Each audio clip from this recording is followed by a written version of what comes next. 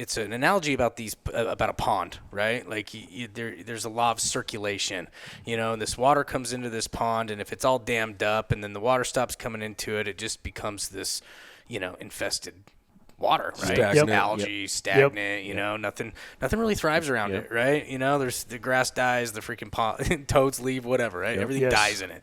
But when you are taking water in and then the water spills over and there's this circulation, the water comes in, it circulates, the circulation creates, a filtering process that makes sure everything can thrive around it, right? Like everything wants to be around this thriving pond, but it takes circulation. And the whole analogy is really that you've got to be a great giver and you've also got to be a great receiver. So you can't just receive and hoard.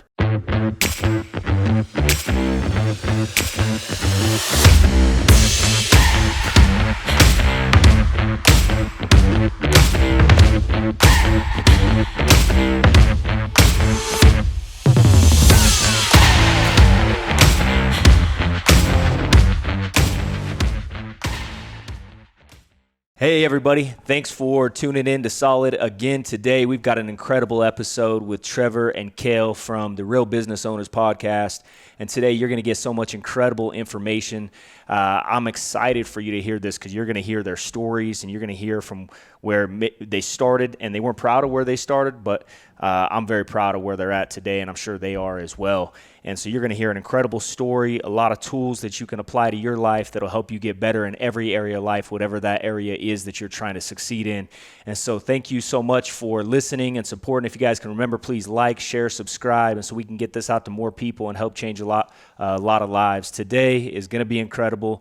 And remember, stay solid. Tell us a little bit about yourselves. You guys obviously, where you're from, your family. A lot of our listeners, obviously, as you know, the title of our podcast is Solid, just living solid lives, solid men, how to build a solid family and career and in all areas of life. And, you guys have both done an incredible job doing that. So tell us a little bit about yourselves. Go ahead, Kale. You want me to go? Kale's a good opener, dude. Okay. When I talk, I end up talking for like 30 minutes straight. I'm like, bro, you need to start opening up everything we do. That's good for a podcast. Yeah. Again, thanks for having us on, you guys. Geez, man, I love the name of you guys' show, right? Because in all reality, I didn't grow up. I was a lot like you, I actually knew you growing up, right? Like we were both kind of like little shits growing up, right? And it's like I didn't come from like a family of like any like real values around anything. I mean, not bad people, like lower end of middle class, but like there was no values instilled into the children in our home, right? And so, I found certain things to get by because I had a child at such a young age. I was 17 years old when I got my girlfriend pregnant in high school, had my child at 18, got married, wanted to do the right thing. Like that's always been in me, right? Like I want to do the right thing. So married this girl and having a small little family with her for a lot of years. But the only way I could get by, man, is because I did construction. I did, worked at Walmart distribution, Smith's, pushing carts, like whatever, just to survive, right? And so I found sales in the telemarketing industry, right? And like you guys remember the call centers that were around here. And so I got into that, man, and I learned a lot of great things that I'm grateful for still to this day. But like, I definitely was not a solid individual, right? Like, I basically was taught how to sell and persuade in unethical ways, and that's how I started my first business. And the environment around, right? I think that environment, all the guys around you at that point, right? See, I was always like a higher level dirtbag, in those environments because like I didn't like drugs, you know what I mean? Like I did not like feeling high. I did not like, all that stuff. Right. And so like, I didn't ever get caught up in a lot of that stuff, man. And plus I had a kid, man. I had a kid to take care of. And if I didn't have a kid at such a young age, that's probably one of the biggest blessings that ever happened to me. Right. Cause I was like, I want to be a better man for this guy. For this kid, I want to provide. And so, but man, in those environments, like, I don't care how great you think you are, right? Great at sales, you don't do drugs and all this stuff. You're still adapting to that environment. You're learning these sales tactics and things that aren't really the greatest thing. Yeah. And that's all I knew when I went and started my first business. And so, I went from selling that stuff to an accounting firm. I learned a ton there, but it was still like high pressure sales tactics, Yeah, sure. And then when we started our company, it was like, that's what I started training our team how to do, And so, I mean, honestly, man, we, and I said this in a talk one time, it was like, man, you take our 15 years in business, first year, 15 years, it was just like cash grab stuff, You're just hustling to make as much as you can, and you don't even care about your customer. You're just in it for yourself, right? Right. And then the next 5 years, with obviously some learning lessons and some things along the way, it's like the conversation starts to change, and you start thinking like,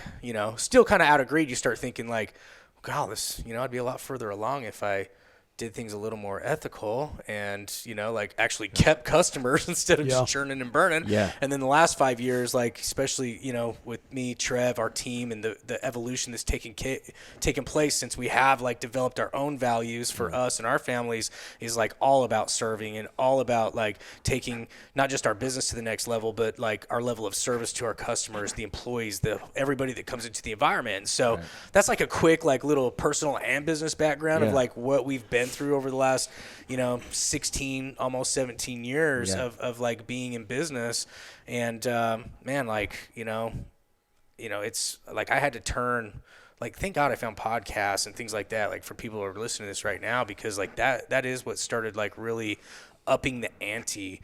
Was like, man, I could be better. Start listening to guys like Andy Frisella, and you start listening to these people, Ed Milet, these guys that we ended up surrounding ourselves with, and it like really does like it started instilling like true values, not just like I want to be a better man, I want to be better for my family, but like actually living it. Sounds like earlier on you were just unaware, and as your level of awareness has increased, you're like, okay, I got to make some changes and adapt and get better, become a better person, and right. I mean, it sounds like to me like you learn that through life sometimes. I mean, you were put into a situation, that's what you knew, that's what you felt was the right thing at the time. Yeah. Now you look back and you go, you were unaware. It sounds like to me, right? Like, what do you think it was? What do you think gave you the I guess level of awareness to decide to change? Was it accidental? Was it partnering up with someone like Trevor? Was it your environment changed? Was it intentional, or was it unintentional, and then you just start realizing, I like who I'm becoming? Yeah. Or what caused the change? Definitely all those at certain areas. The biggest thing that happened to me was my ex-wife cheated on me. She's very promiscuous. You find that out, right? At that point in time, like, I didn't actually ever want to marry her. I was like, I married her because I got her pregnant, Like, this wasn't the person I chose. Yeah. But, like, my ego sure as hell did not like it when she cheated on me. You know what I mean? So, like, that felt like a kick in the nuts, right? But, dude, she was trying to get me to go to therapy with her the whole time that, like, she obviously knew what she was doing, but like this whole time she's like, our marriage isn't going to work unless we don't go to therapy. And I was like, I ain't doing that. Yeah. But after it happened, it forced me to go to therapy.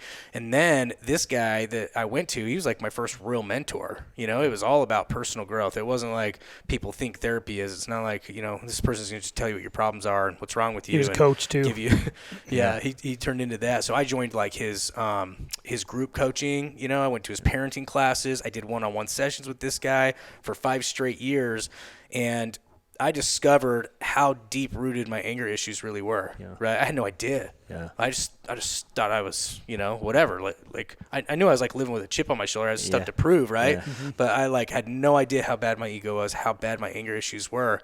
And so as we started doing his like Taylor Johnson like test, it starts telling you your hostility's through the roof, your depression's super low, it's kind of a weird graph like this. If you're perfect, you're right across the middle, right? Yeah. But hostility's super high, depression super low. Like, I had all these categories. I can't even remember all of them, but I was like, holy shit, dude, I want to change. You're right. It was like that's where the awareness came from. Is like everything I started learning from this guy, I couldn't deny any of it. It was like, I've got issues. And so, dude, we did exercises. There was one exercise I talk about in my book. It was like this ABCDE method.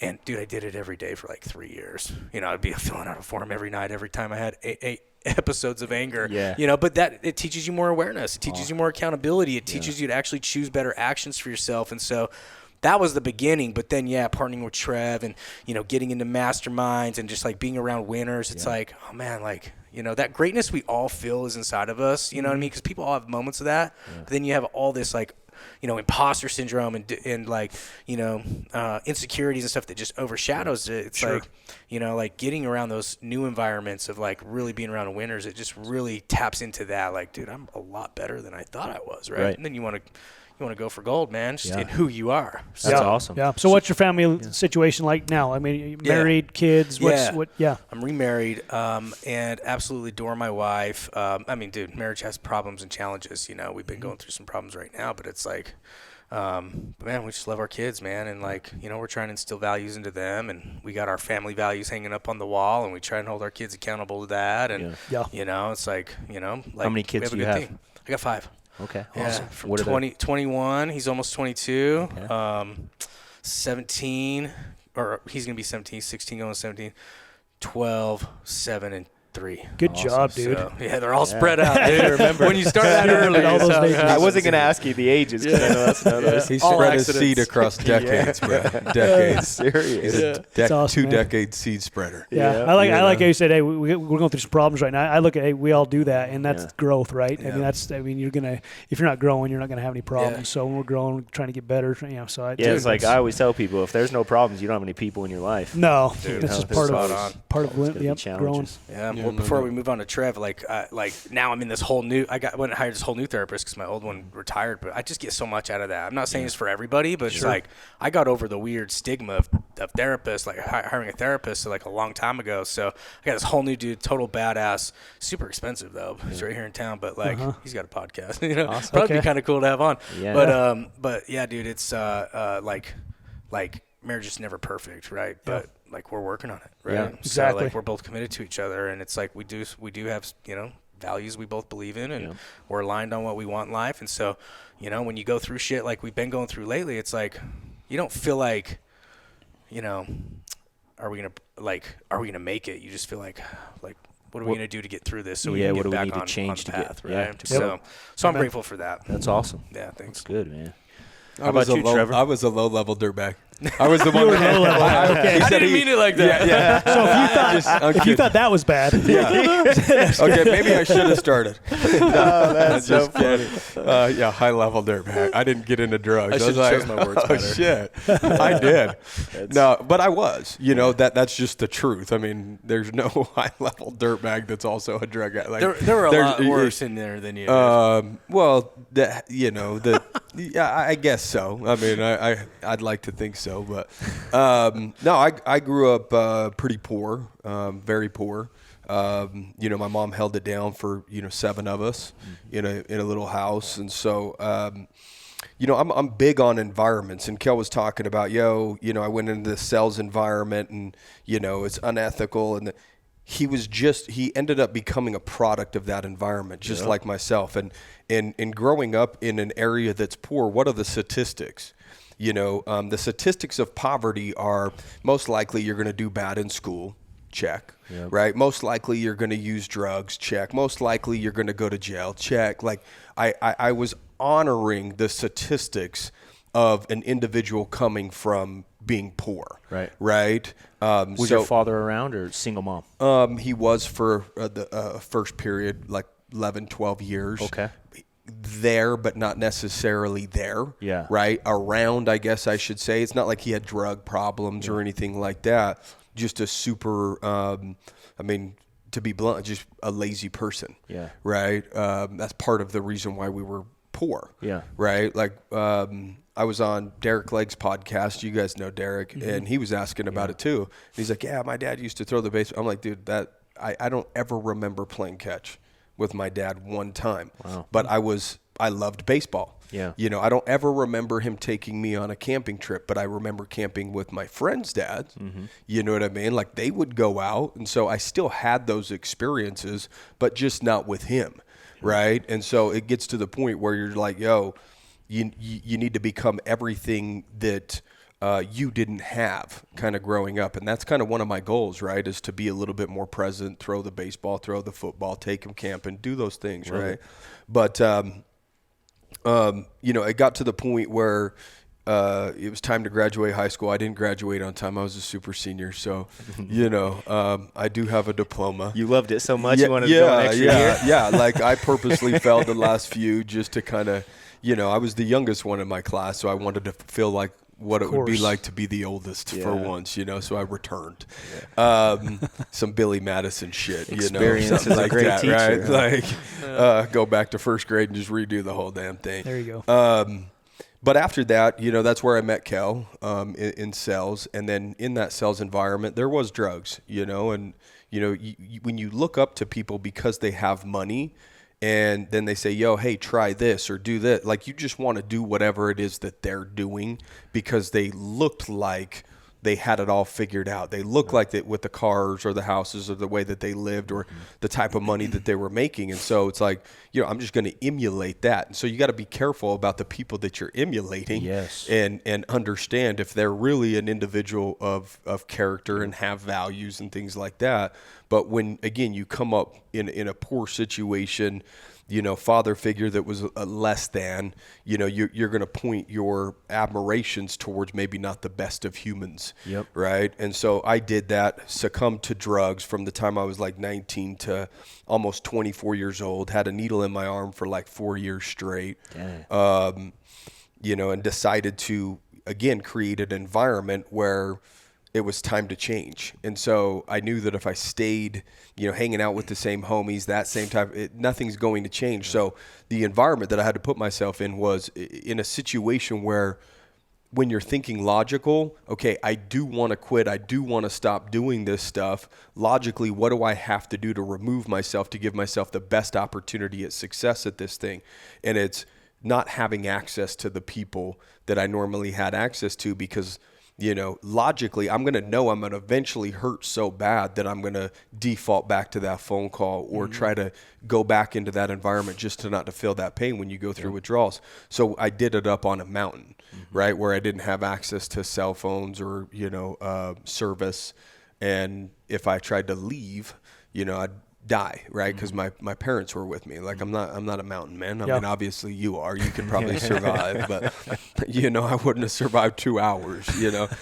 And so I put myself in that environment, went through the withdrawals, and then I did go back into sales because that's an environment that doesn't produce a ceiling. Yeah. Right. And so again, what made you make the conscious decision to stop making those decisions where you just said, all right, enough's enough? I mean, was it something happened? Did someone die? You do have to usually hit a rock bottom in most cases, right? With anything, whether it's your fitness or in a drug situation or your financial situation, before you really look in the mirror, because that's a tough thing to do, is look in the mirror and try to take ownership of whatever it is, right? And so my low spot or my rock bottom in that moment was, my parents had kicked me out of the house because I was selling drugs, out of their house. And they caught me and said, hey, you're done, right? That was the way for me to get by because I didn't have a job. I'm like, if I sell enough, then I can cover my needs, right? And so they kicked me out, and I was walking down the street with no car, no I didn't even have a penny in my pocket. I didn't know where I was going. And it was just it was the longest mile and a half of my life, right? Where I was just looking at cars driving by of people that look like similar age. I'm like, man, they've got a car, they've got kids in the back seat. So I was asking myself, some life altering questions. Is this who I want to be? Where am I going to go?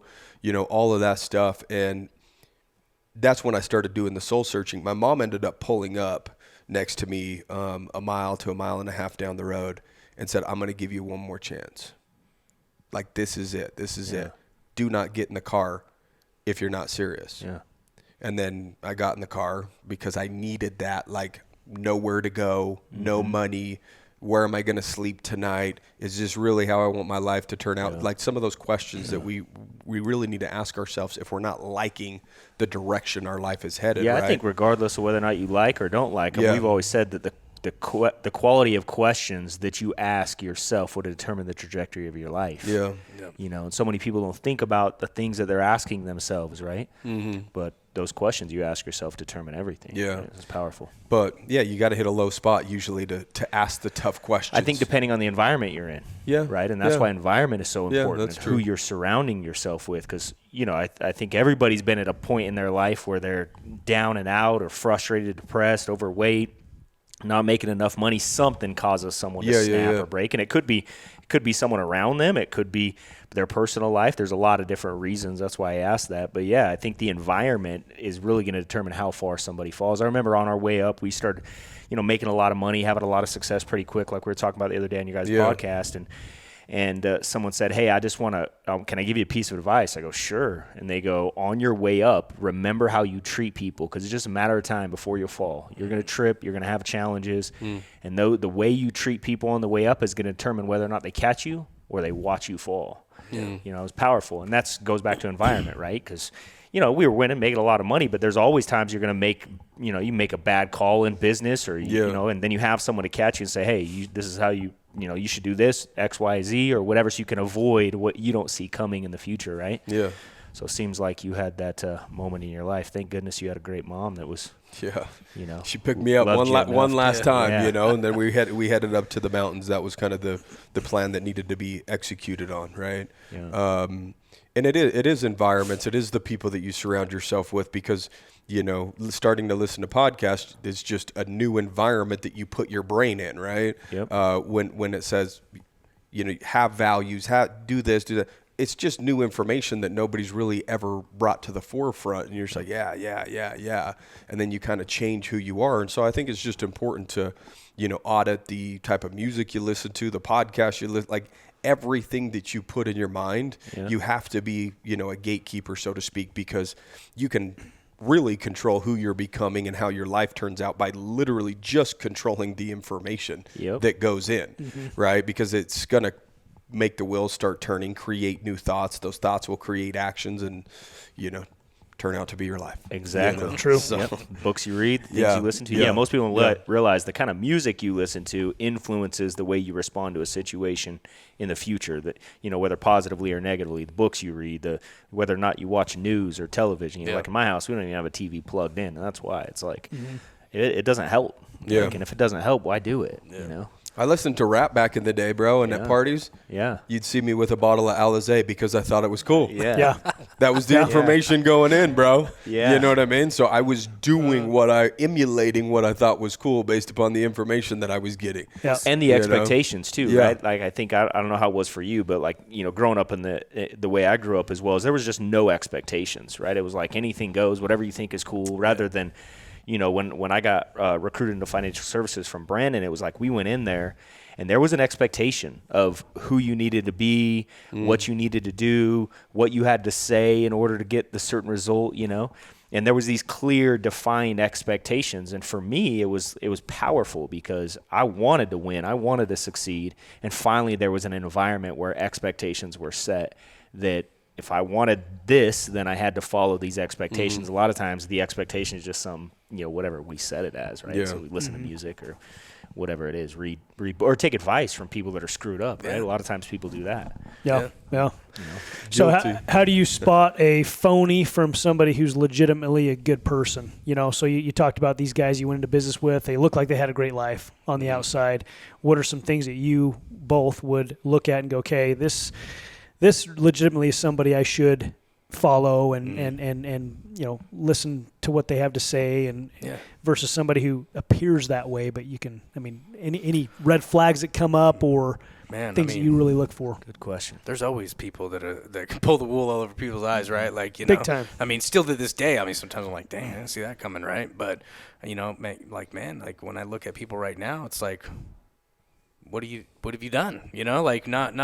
You know, because there's a lot of great, like, salesmen out there to tell you what they're going to do. You know, there's a lot of people that have already, like, a resume of results that they've done. It's just like right now when we've been recruiting our new CEO to come in, and we did this whole vesting schedule with him and everything. Like, we're looking at what he's done, right? It's like, okay, he's been a CPA. He's ran accounting firms. He's been recruited by big companies to be the CFO, and he's scaled those businesses, and he was a huge part of exiting those businesses. All the things we want to do, right? Like, we're an accounting firm. We want to scale. We want to exit one day. So we look at his resume of what have you done, right? And so, because, man, everybody talks a big game, and everyone believes it too, right? And so, like, you know, most of the time when you get yourself into things, it's like, you know, I got into a Ponzi scheme one time, and a couple times, you know, but you know, I threw a bunch of money at this thing, and it's like, you know, he sat down, he showed us all of his trading accounts and how he was making money and his whole system, and, you know, it was guaranteed 5% a month and all this stuff, and it was like, all right, cool, this looks good,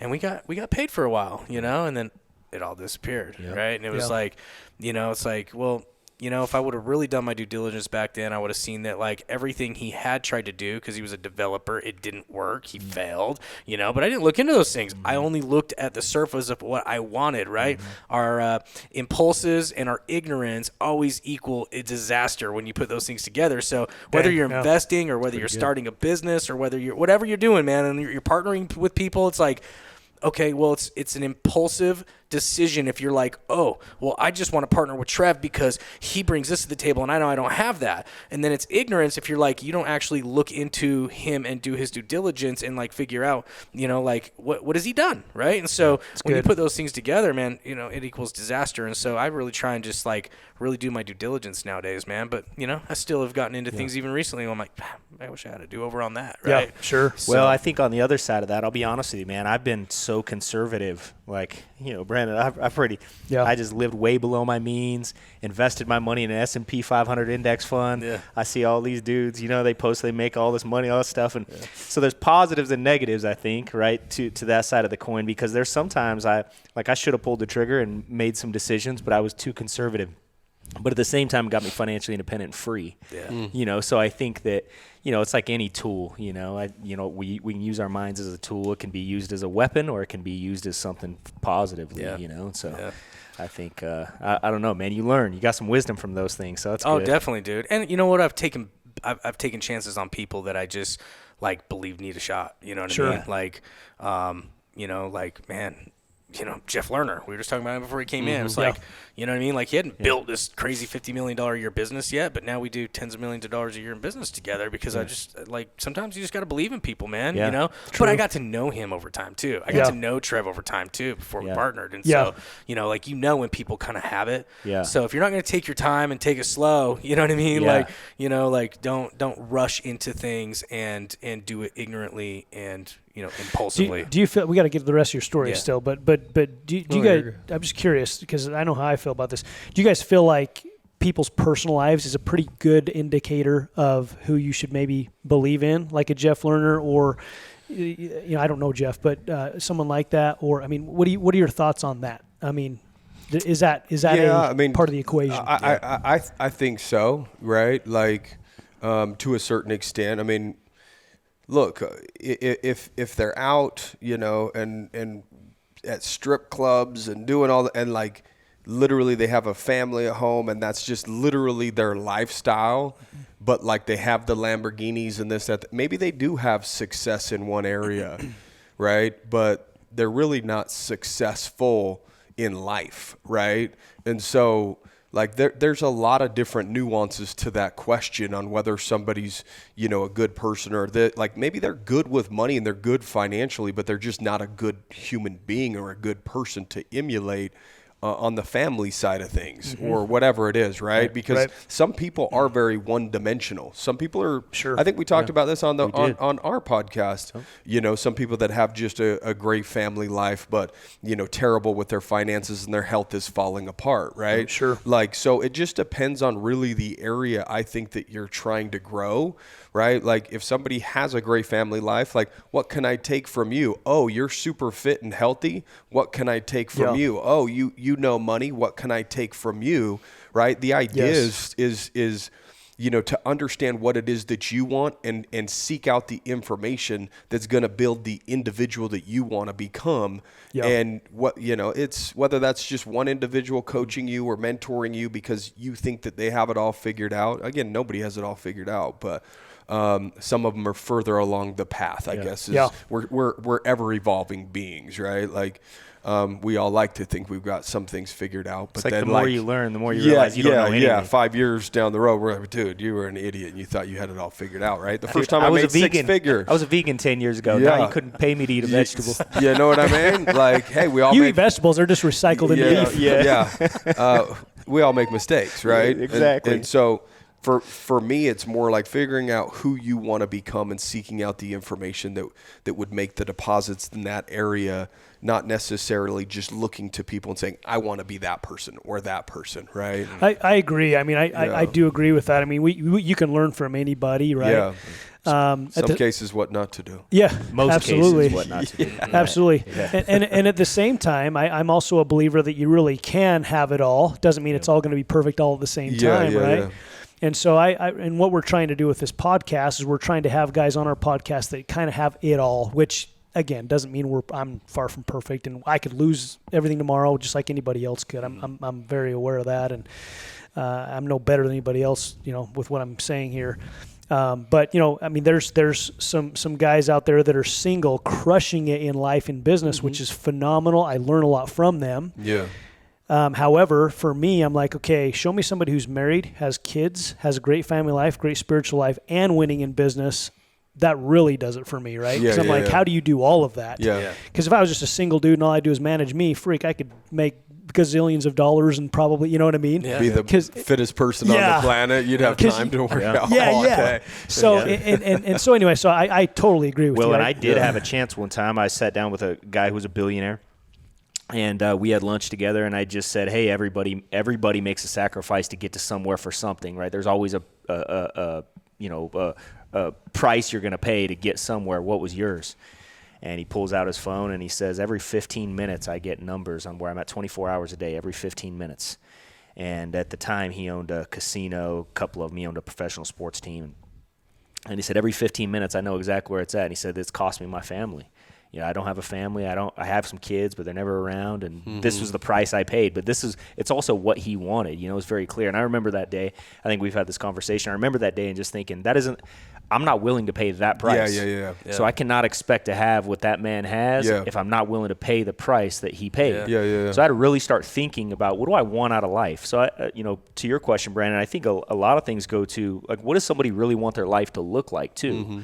Because I don't take all my advice from one person, or I've always been in the belief that you should have multiple mentors in each area, and they should know that that's the person they are. Like, hey, there's my financial mentor. I'm going to take advice financially from this person, about my family life from this person, my spiritual life from this person, and those are the people that I'm going to allow influence me in that area above all areas, right? But you have to want it before you can find someone who's willing to influence that, right? Absolutely. I love that. Like David Goggins, dude, he doesn't have a family, so I can't sit there and try to say I'm going to emulate his family life, but like it's inspiring to watch a human do what he's doing. And so I'm like, I'm going to run a lot because anytime I watch him, I feel something. Yeah, absolutely. And if I feel like inspired or motivated, like, damn. Well, if I feel that just watching another human being do that, like, what would it feel like to actually try to start doing some of that stuff, right? And so it's like, okay, I'm going to rip a page out of his book, but he's not a family guy. So, but he's showing what's physically possible, right? That guy was showing what's financially possible, but it would require X, X, and X. And you're like, no thanks, no thanks, right? Exactly. And so, like, I think it is good to be working and making deposits in all the areas that are of importance with your family, and making sure that you're operating mentally at a peak, especially in uncertain times. Shouldn't you be the most certain thing in your world during uncertain times? So no matter what happens, you're like, I know me, and I know what I'm willing to do, and I'm good. You know what I mean? And so I think it's important to test yourself, because tests will happen. They're coming. And if you don't test yourself, you won't know the response once a test arrives. Right. So that's why doing hard things. I was telling Brandon this last night. I was watching this Cameron Haynes and Rich Froning podcast. I don't know if you guys have ever watched Cameron Haynes, but he's got a great podcast. And he was talking about Rich Froning, which is the world's fittest man. Guy, And Cameron Haynes was telling him, he goes, sometimes I'll just be out running. There'll be a lot of snow, and I'm just running past all these people, watching their warm houses, watching television, and just thinking, I got him, I got him, I got them, like realizing how easy it is to beat the world. And I woke up this morning, it was 27 degrees. I did a cold plunge. It was freezing, and I get out, and I just went for a run, And that was the reason I did it. I was inspired, just thinking like, man, I didn't want to do it today, but you do hard things. And then when hard things show up in your life, I already know the response. It's like, hey, face it.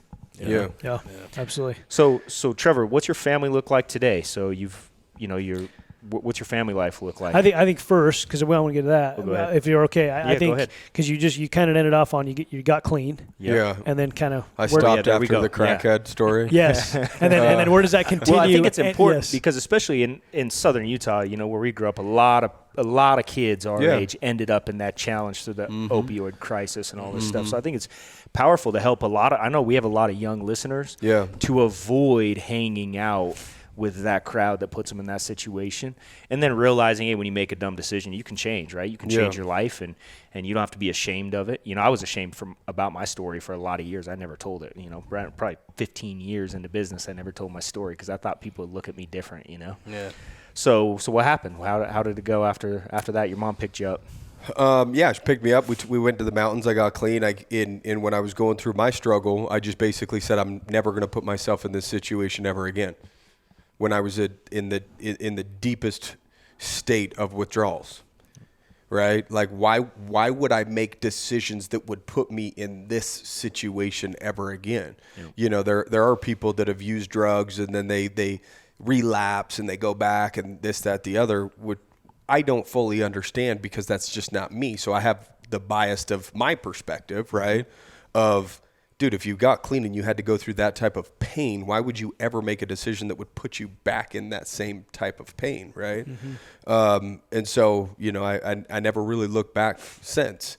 I got into sales again, but just made sure that it was a better environment. Yep. And I moved to Salt Lake for like 10 months, came back down, started working with Kale, and then within a year and a half of that, partnered with Kale. And then haven't really looked back How since. many years ago was that? Was that 2000? It was 12, 11, somewhere right? Yeah, 2012 when we restarted everything. But, it was probably About 11 years ago. 2010 that you came.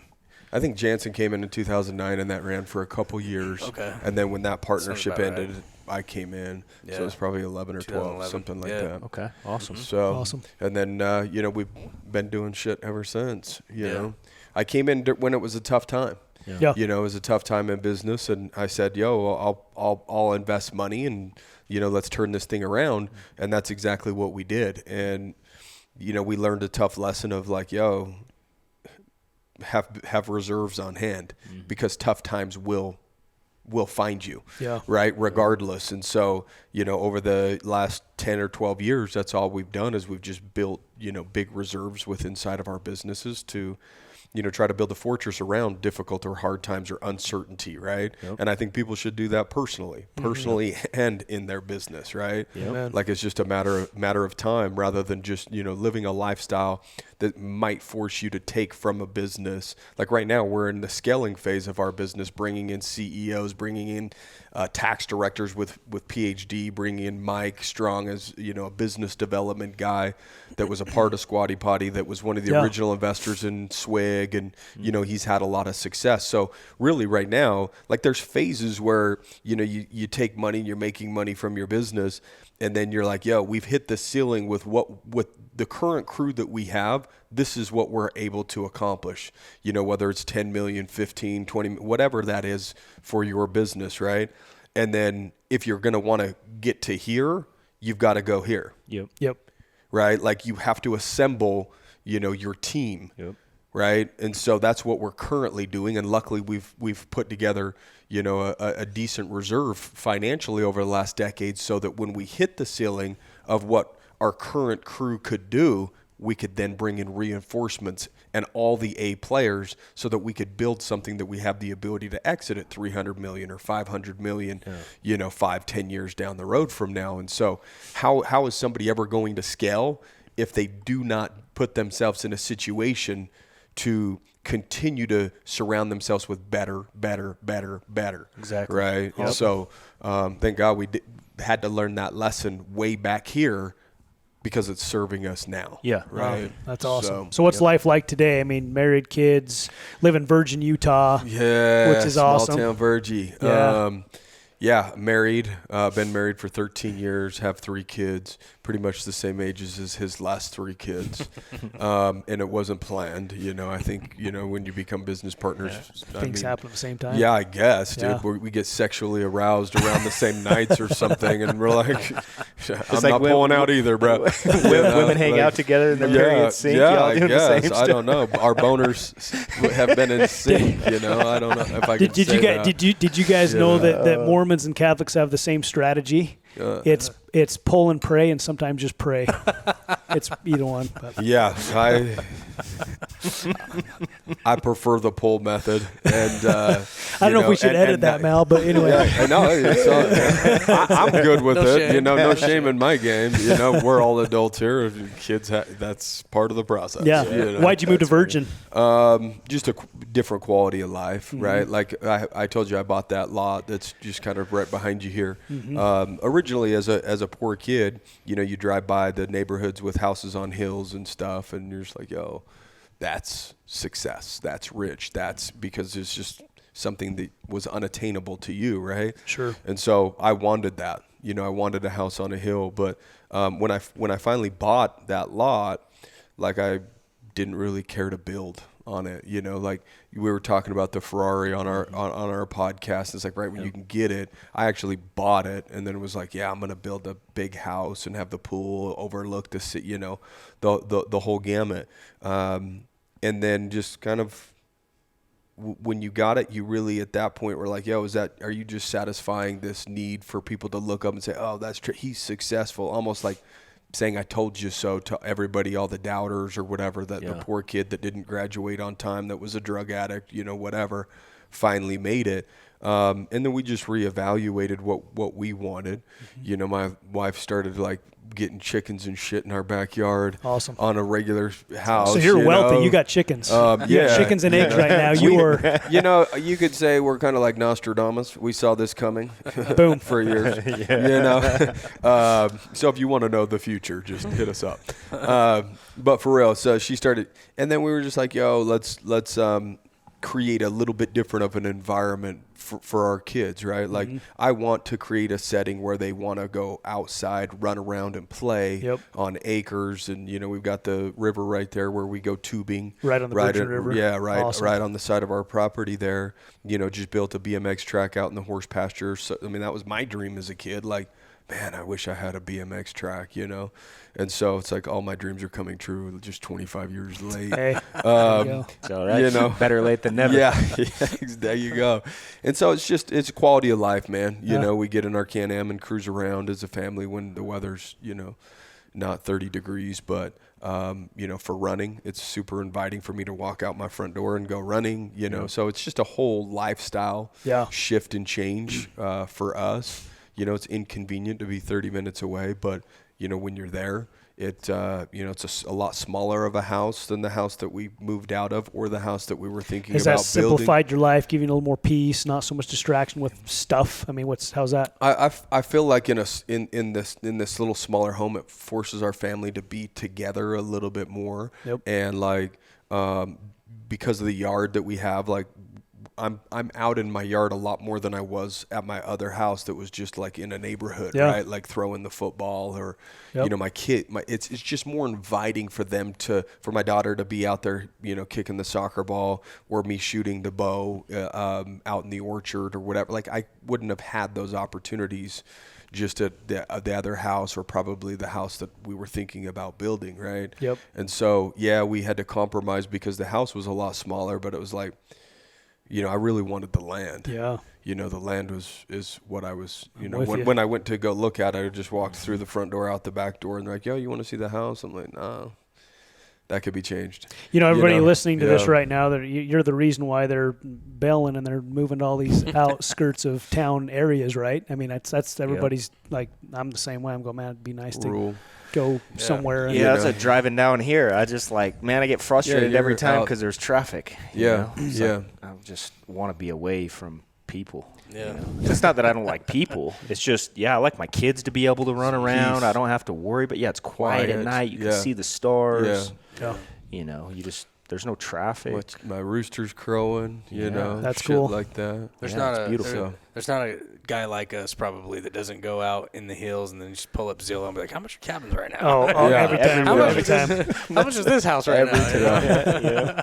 It always happens. It's amazing. It's so true. It's so true. Well, good, guys. Well, what else are we going to ask them? Well, I think, listening to your guys' stories both is awesome because it really is. I'm so glad we had you on today because it really is the epitome of what our brand is about. You know, it's like it doesn't matter where you start, you can go build these solid lives, and you guys have done that, which is awesome. And it's cool. You know, Kale, we've known each other for a long time. It's cool to see what you guys have done, and it's awesome. And I guys have had a lot of influence and helped a lot of people. So what do you think, going through all these challenges, you talk about building this moat around your businesses, which, by the way, for those of you guys listening, I think building a moat is not just for defensive during down times, but also offensive, like you were talking about, right? Being able to take advantage of opportunities. Mm-hmm. And I think we're getting ready to see probably the greatest opportunistic time in our lifetimes right now. It's getting ready to happen.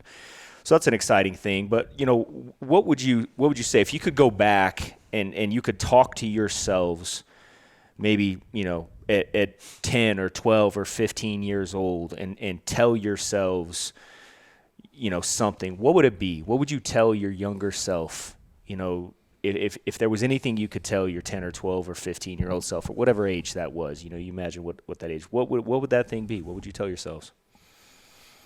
Man, I heard this analogy, or I read it in a book not too long ago, and it really stuck with me, right? And it's an analogy about a pond, right? Like there's a law of circulation, and this water comes into this pond, and if it's all dammed up and then the water stops coming into it, it just becomes this, infested water, right? Stagnant. Algae, stagnant, nothing really thrives around it, right? There's the grass dies, the freaking pond, toads leave, whatever, right? Everything dies in it. But when you are taking water in and then the water spills over and there's this circulation, the water comes in, it circulates, the circulation creates, a filtering process that makes sure everything can thrive around it, right? Like everything wants to be around this thriving pond, but it takes circulation. And the whole analogy is really that you've got to be a great giver and you've also got to be a great receiver. So you can't just receive and hoard, right? And I saw that. That was one of the things I saw, like even with my father growing up, he was all about like, I got to get rich, right? Like this ideal that he created in his head was like, I have to get rich. Like I got to take my business and I got to get rich. And he's like hoarding. He wouldn't even pay his taxes, right? And so what happened? Like we got tax problems. And so then he couldn't keep up with those. And it was all just like this hoarding situation. And so I never saw him give to charity. I never saw him give to people. It was like, I'm trying to get mine first, right? And so, don't focus on just trying to get yours, right? If I could like go back, because I did that too, and I had my own problems from that. It's like, you got to be a great giver too. And then I also see on the other side too, where it's so hard to receive for these business owners and these, people, these personalities that come up in the business world. It's like, they'll give everything. But if you're a pond that gives everything, eventually you run out of water, so you can't pour from an empty cup, man, but you also, you gotta have something to give too. So, and I've learned like, you don't have much to give if you're not putting everything you possibly can up here. And so, I didn't get great study habits, growing up, going to school. I was a kid that ditched in school. I was selling pot at school. I was just all about making my friends until I got a girl pregnant, right? So you got to feed yourself, man. You got to be a great giver and receiver to yourself, and you got to be a great giver and receiver out into the world in order to really create abundance. And so, so that analogy kind of brought it full circle for me, man, because I was like, man, that's so true. Like, we can't ever stop circulating, you know? So we make room for more when we circulate. And so I love that, man. Because I'm big on a servant mentality. I really think that's, for me, that's where I get a lot of like this. I live to serve, right? Yeah. But I think I definitely could be a better receiver, So it's great. It's hard. We got to. It is, right? Yeah. But what feels better when, like, on Christmas morning, watching somebody else open the gifts, or when it's your turn and you're just like, why'd you get me something? Yeah. You know what I mean? Like, or for your birthday, it's like you're excited to watch somebody else get excited, right? And usually people that are like that have a difficult time, like, enjoying the receiving process of like, oh my God, thank you so much. It's You know, good, it's just like, why did you do that? It's a great piece of advice. Yeah, It yeah. really And is. the receiving part's been the harder part for me too, man, because we feel unworthy, right? Yeah. And like really with society and our upbringings and all these things. I mean, that's what a lot of men have done, man. They're just like, you know, they just turn into these nice guys and you know, just, you know, they're okay with being walked on and, you know, they're okay with, you know, not receiving. But dude, like, we really want to step into our power and really be great, and the influences, which you've been a great influence, dude. Like, I've watched you elevate for years, dude. I've heard about you, I've seen you on social media, and so it's like you know, you always can make more if you're giving and you're receiving. You can always make room for more. And so Absolutely. it is hard though, dude. It's uncomfortable for a while, but getting better at it. Yeah, for sure. Great. I love that analogy. How about you, Trevor? Again, I alluded earlier, I would just say, you know, environments. I would say watch your environments, because all of the trouble that I got in, right? Like, it takes forever to become self-aware, right? A lot of people wait to, you know, or not wait, but don't become self-aware until they're in their mid-30s or early 40s or whatever, because they now have, you know, 15 or 20 years of data on themselves in adulthood, right? And they're like, yo, this don't work. Anytime I do this, it's trouble. Like for me, it was, you know, 10 o'clock at night, groups of people and alcohol involved. Yeah. Weird. I would get DUIs and, you know, get in fights and like, and It's like an obvious thing now, huh? Yeah. It's like, I look back on it and I was like, screw cops. They gave me a DUI. I'm like, no, dude, you made a decision. Yeah. And that was the consequence, right? Yeah. And so, you know, for me, it was more about, you know, when you're poor and you don't really have like a good father figure, you try to just seek acceptance, right? And so you say yes to probably some things that you shouldn't be saying yes to. And usually the people that are the most accepting are, you know, a bottom tier, because people that have high values don't want to have people that have low values around them, right?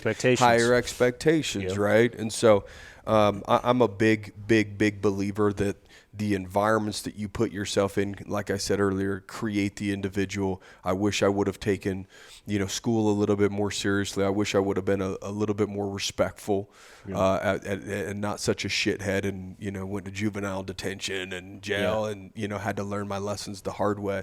And so I'm grateful for my life experiences, but I would just tell my younger self to watch who you hang out with, because it was weird when I stopped hanging out with this group, then these things stopped happening. When I stopped doing these things stopped happening. So just protect your environment and make sure you're putting yourself in an environment that's of growth, that will stretch you, rather than an environment that will just accept you with your low-level decisions, right? It's awesome. I love that. Yeah, it's really good. You know, it's an interesting dynamic, because it's like when you're growing up, if somebody would have came to you and said, okay, Trevor, you're screwing up by going to work with this guy, and you probably would have been like, no, I'm not. Yeah. Like, right. Screw you. Because so it's kind of interesting, because it's almost like we have to learn our own way and take our own path. But then looking back, and I think that's what's good for people to hear is, man, we heard this when we were younger, right? You'd have older people give you some advice. You'd be like, yeah, and you'd kind of hear it, but not really hear it. And then you end up going through your life and getting your butt kicked on in some area, and you go, well, that sucked, but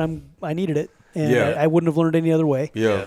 And so we're kind of on our own path. I think a lot of that is, who we choose to put on a pedestal, right? Because who we choose to put on that pedestal is who we're going to emulate, you know, like we were talking about before. And if you emulate the right people in the right areas, you're going to get that result. If you emulate people in the wrong areas, you're still going to get that result. Yeah. Right? Because, I mean, it's pretty obvious after you've had some experience in life. But when you're young, you know, and you're just immature, you don't. Well, and unfortunately, there's you know, I mean, we never want to play the victim card, but some, you know, kids, they're born in a certain environment, and they're there, right? I mean, you were in a situation when you were growing up, and you were in your situation you were growing up. I mean, by the grace of God, you were able to turn it around, right? Yeah. And different experiences, and it was environment, dude. It really was. Yeah, where I was raised with great parents who did have the values and did, you know, kind of set the standard, and great aunts and uncles and grandparents.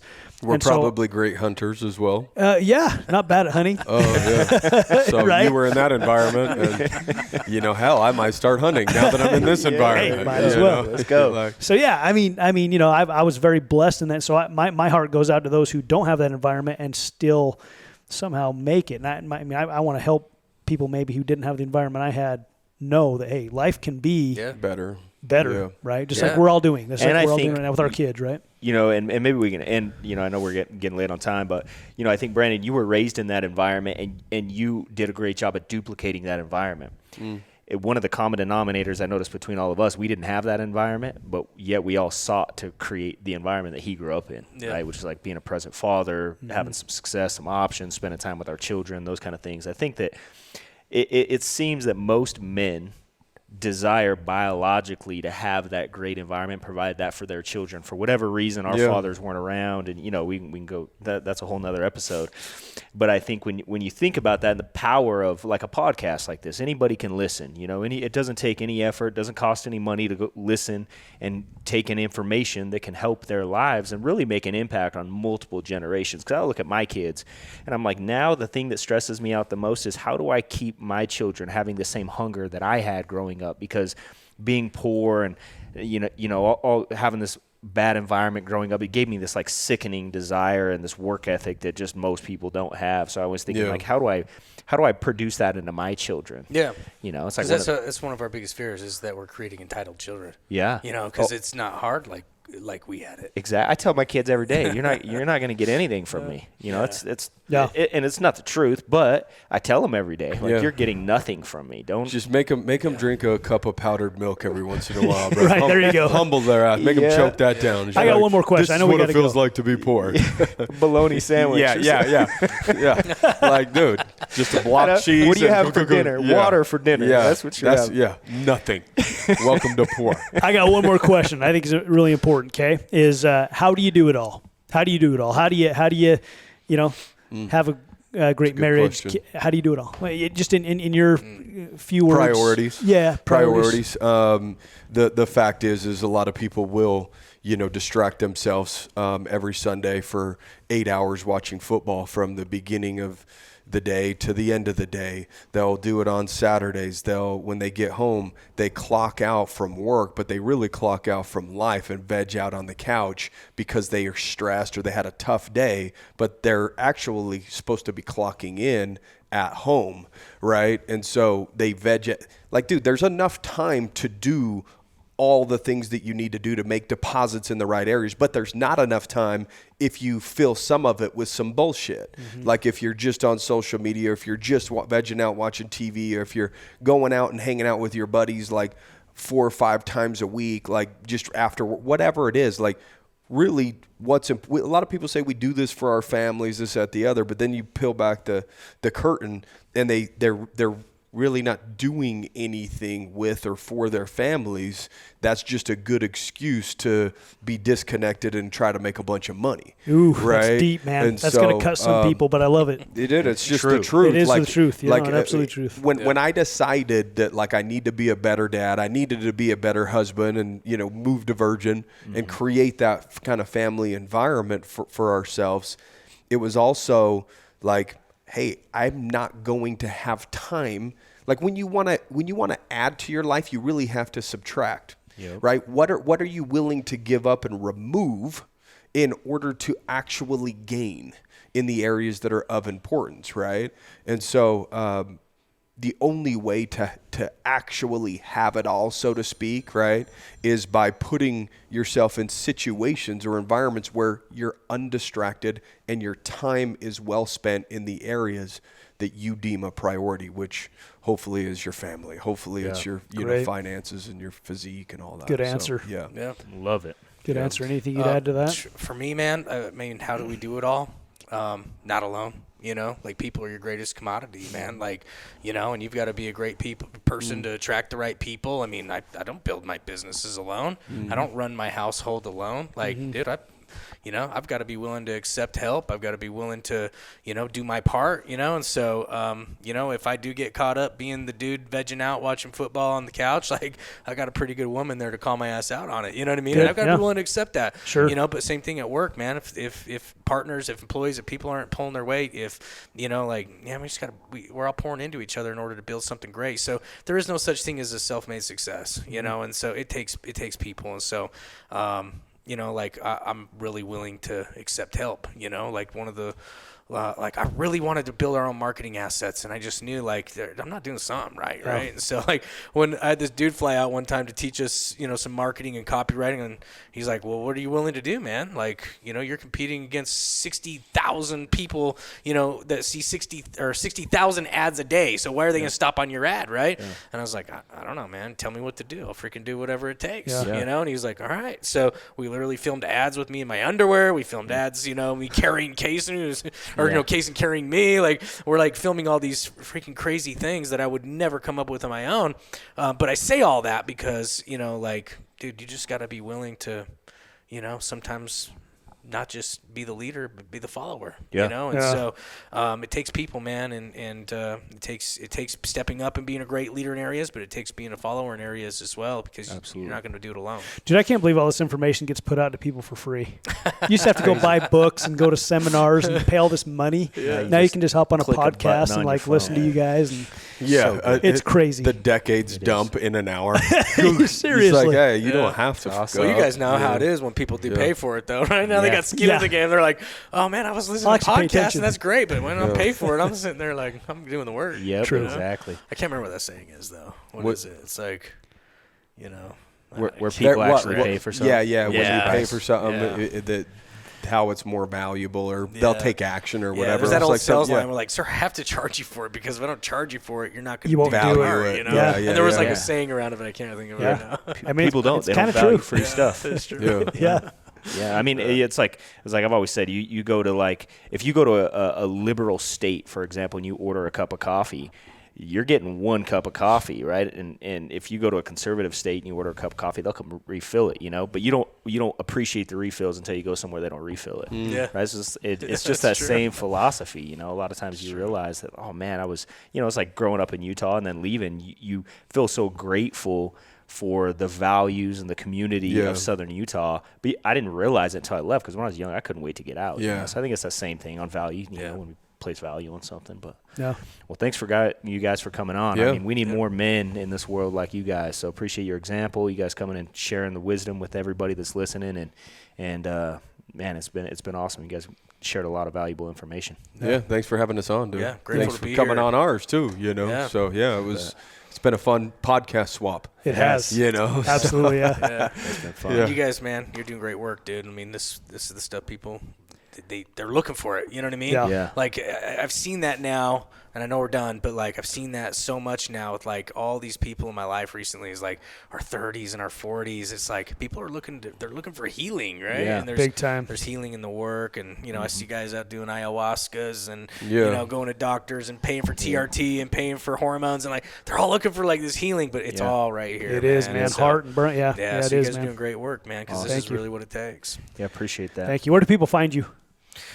At Real Business Owners. Virgin, Utah. Virgin, Utah. On the Virgin. Don't come to Virgin. When you're going to Zion National Park, stop by the Cowley's house. Yeah, don't come out there. I moved out there for a reason, but Real Business Owners is where they could check us out, whether it's on the podcast or just on Instagram. Yeah. So Awesome. Yeah. Awesome. Best accounting firm in the world. Yeah, dude, we claim it. That's the mission. It's awesome. It's getting there. Yeah, we have a solid product now. For real, solid team, solid. Like we're building for where we're going, right? Yes. And we got to dig deep into our pockets financially to build the team for where we're going, right? Not really where we're at right now. And you got to make decisions for where you're headed prior to actually getting there, right? And so we feel like we're building something pretty special. So right on, man. Congrats. Thank you guys. Very good. Thanks, guys.